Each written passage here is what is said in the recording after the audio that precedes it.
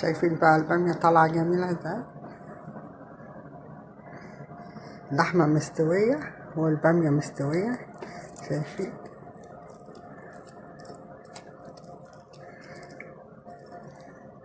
البامية بصراحة حاجة تحفة. انتوا عارفين طبعا ان اللحمة الضاني اكتر حاجة في الطبيخ بتبقى حلوة في البامية، والبامية طبعا عزيزة على قلوبنا كلنا مع فلفل بقى، فلفل الحامي وبتنجان مخلل لو فيه. ولو عجبكم الفيديو متنسوش تعملوا اشتراك وتعليق حلو كده عشان يوصلكوا كل جديد.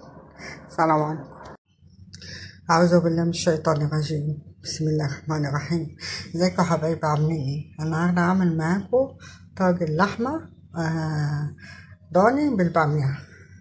عندي هنا بامية كنت مفرزاها من السنة اللي فاتت، وعندي هنا شوربة حاطة فيها فلفل اسود والسبع بهارات، وعندي هنا لحمة مسلوقة، وعندي هنا كام قرن فلفل، وعندي هنا الصلصة بتاعة البامية. هنزل عليها بطبق الشوربة. طبعا الصلصة فيها كل التوابل، حاطة فيها بابريكا وحاطة برضو فلفل اسود ماشي، وحاطة ملح وحاطة كزبرة. طبعا هقول لكم انا عملتها ازاي.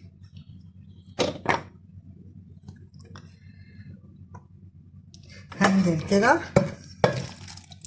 بالصلصة والشوربة على البامية واقلبهم،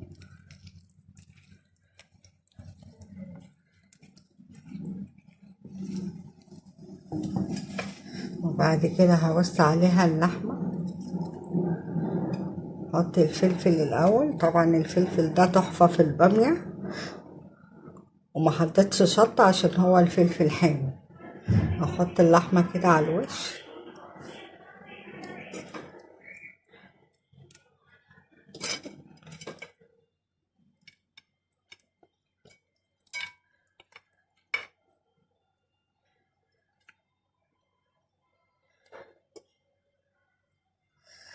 وبس كده اروح احطها في الفرن على نار وسط.